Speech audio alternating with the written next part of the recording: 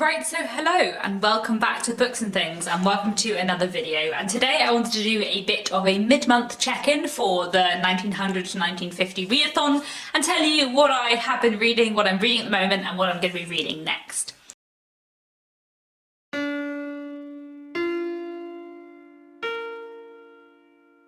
Because I hadn't been vlogging this readathon, I thought I would just give you a little bit of an update in the middle of the month and tell you about the stuff that I've been reading. I've been reading many good books so far, and I'm excited for the things that I have to read in the rest of the month. My reading is not going as fast as I would like. I had far too many books on my TBR and I'm not making that much progress through it. Though I have read quite a lot, but I've got a lot more that I want to read, so we'll see how much I actually manage to get read by the end of the month, but, you know, we'll see. There's still quite a lot of the month left to go. I'm filming this on the 14th, so we're slightly under halfway through. Everything's still to play for. Have read some great stuff so far. So today I'm just going to talk you through what I have been reading, what I'm reading at the moment, what my plans are for reading next. I'm not going to, give you plot summaries and proper reviews. I will save all that to my wrap up at the end of the month, but I did just want to tell you about some of the stuff that I have been reading. So far I have finished reading 6 things. I'm also part of the way through 2 others. So the 6 things I have finished reading, one of them was Animal Farm by George Orwell, which I finally read. This is a British book from 1945, and it was a really interesting read. It's weird because it's one of those books that is so much in popular culture and that I've seen a play of, and I know all the history of the Russian Revolution that inspired it. So I kind of felt like I'd read it already when I was reading it, nothing was surprising, but also I quite enjoyed it. And it was a good read, but it also I feel like it probably would have had more of an impact on me if I'd read it when I was younger before I knew more about it as a book, I suppose.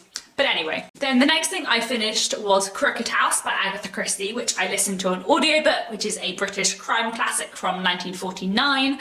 I am a massive fan of Agatha Christie and I really enjoyed Crooked House. I don't think I found the twist as surprising as I think some other people have. I actually found it one of the slightly more predictable Agatha Christie's, and in general I don't find Agatha Christie massively predictable, but I feel like a lot of people really enjoy the ending of Crooked House, and I felt like I didn't love it as much as I wanted to.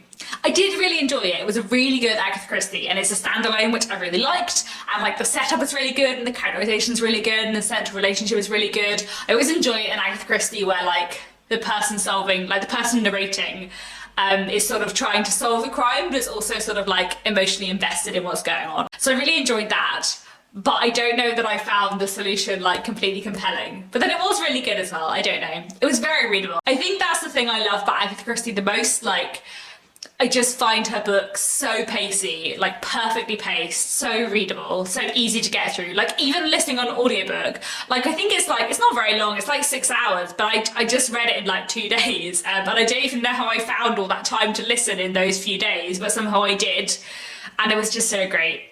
And I just thoroughly enjoyed it. Also narrated by Hugh Fraser, who is just the master of Agatha Christie audiobooks, if you ever want to look up any. He's great. And then the next thing I read was a play, which was The Playboy of the Western World by J.M. Synge. I found this a really weird read, and I still don't really know what I thought of it. I'm still getting my thoughts together. Maybe by the wrap-up at the end of the month, I'll have some more thoughts, but it was just really odd. And I feel like it's probably one of those plays that you would have to see. I feel like if I saw it on stage, I would have probably got more out of it. But reading it, it was weird. It was just strange. But yeah. I don't know, I sort of liked it in some ways, and I actually just really enjoyed reading it because I do really enjoy reading plays because they're just fast and interesting to read, and in the same way as if you're reading a short story, you're getting all of the story in one sitting. It took me 2 hours to read the play, but also it was a strange play, and I feel like maybe if I had seen it acted I would have believed the characters more because I wasn't fully sure that I did believe the characters. But there we go. I've also recently finished reading this, talking of things about novels. This is First World War Poems from the Front. This is a really great collection actually. I'd highly recommend it. I really enjoyed it. And it's a very interesting selection because there were some poets in here that I know already, there were poems in here that I know already, but then there were also a lot of poets that I hadn't heard of. And also, as well as having soldier poets, there are a few nurse poets in here, which I enjoyed. I think usually like the First World War poetry collections I have read have been very focused on soldiers, so I liked that there were poems from nurses in here as well. And there's also someone who was a military chaplain whose poetry is featured in here too. So this is a very good, like, varied collection, and yeah, I really enjoyed it. Some poems more than others, obviously, but it was very good. It was very interesting. And it's really interesting actually just to like read more about the First World War, because actually at the same time as I was reading that, I also started reading this, which I finished as well, and is amazing. This is Despised and Rejected by Rose Albertini, which I loved so much. I loved so much. This is fascinating. This is one of those books where like it was a really enjoyable reading experience with wonderful characters and like a great plot and interesting twists and turns, but more than anything, this was just like one of the most interesting books I've ever read. And also it was published in 1918, and it's all about like pacifism and conscientious objectors and like being attracted to people of the same sex as you. Like that would not have gone down so well in 1918. In fact, it didn't. It was banned and like pulped like a few months after it was published. It was put on trial. Like the afterword of this book is so interesting, explaining all about that. But it was so good and just, yeah, fascinating. And I've been buddy reading this with Jen the librarian, which I've been really enjoying doing and discussing it with her. And now that I've finished, once she's finished, hopefully soon, we can have a good old longer chat about it as well, because yeah, such an interesting novel. I feel like there's so much to discuss about this one. And also like really interesting to think about how people would have reacted to this book at the time, because it was just must have been so controversial, and that just makes it like so historically fascinating. And also it's such a good book, and also it's saying such interesting things, and like the discussion about like war and what war means, and kind of like the clash between pacifism and patriotism is really, really interesting. And then we also have these two central characters who are, well, I would say that the male character Dennis is gay and the female character Antoinette is bisexual, but you could probably read it in slightly different ways if you wanted. But their like friendship and dynamic and the way they talk like so openly about their sexuality, like for 1918, like, oh, it's amazing, fascinating, and like kind of wonderful to read and so interesting. Yeah, so good. I would highly, highly recommend this. One, as a fantastic book, but also if you're interested in like the history of sexuality, then I think you'd find this a really, really interesting read, because yeah, it was so good. I loved this. I'm gonna be thinking about this book for a long time. This is gonna be one of my favourites of the year, maybe. We'll see, we'll see. Then the other one that I have already finished is Put Out More Flags by Evelyn Waugh. This is a World War II story, so I've had quite a lot of war stories so far. This is like a book about various characters in kind of polite society in the 1940s in Britain, and about what they do and what happens to them when the Second World War breaks out. What I didn't realise is that quite a lot of the characters in this book have appeared in previous Evelyn Waugh novels, and one or two names I recognise from Evelyn Waugh books I read ages ago, but I think the main character, Basil Seal, is the main character also of Evelyn Waugh's novel Black Mischief, which I haven't read. I don't think you have to have read Black Mischief to have read Put Out More Flag. And this book is basically about Basil, who is not a very nice man, who is very cunning and scheming, trying to like get everything he can out of the war and like get various jobs and make money while trying to avoid being a soldier. But we do also follow some other characters which I found more interesting, including his friend Ambrose Silk, who is a gay Jewish man living in 1940s Britain, and the way he talks about feeling like an outsider from society was fascinating, and I wish the whole book had been about Ambrose Silk, not about Basil, because Basil was rubbish, but Ambrose, fascinating.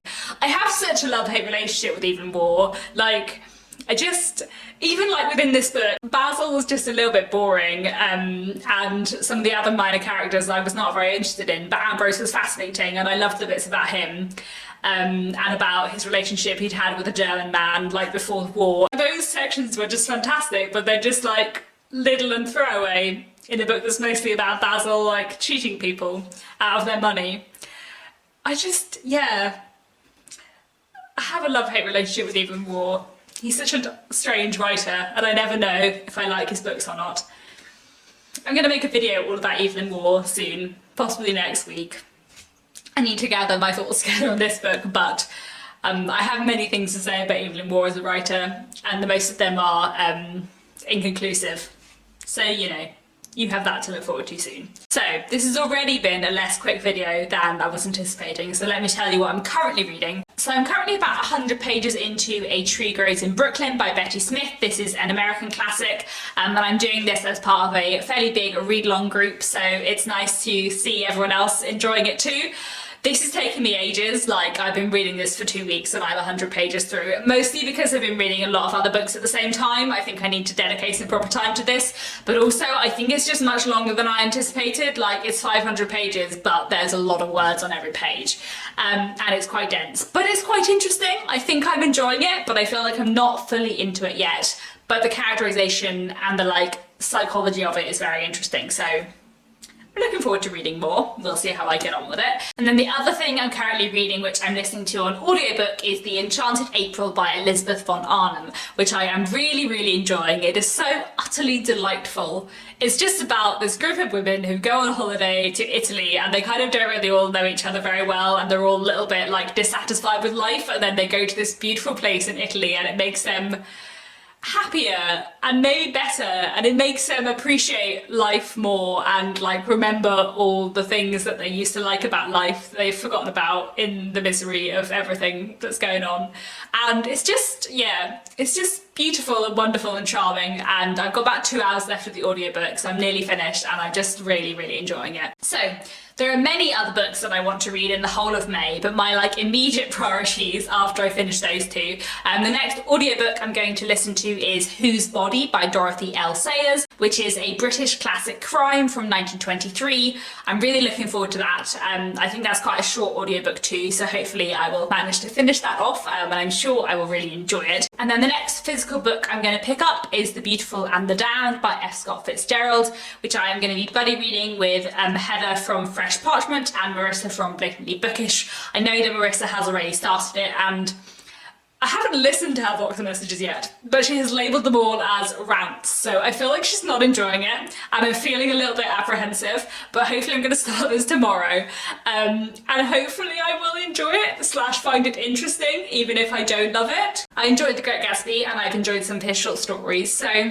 we will see. And then after that, two that I would really like to read back to back is Quicksand by Nella Larson and Quicksand by Tanizaki, because I really enjoy the fact that these two books have the same title, so I quite like to read them back to back. So they're definitely next on my list, and they're two books that I'm really excited to get to as well, because I really enjoyed the other things I've read by both of these authors.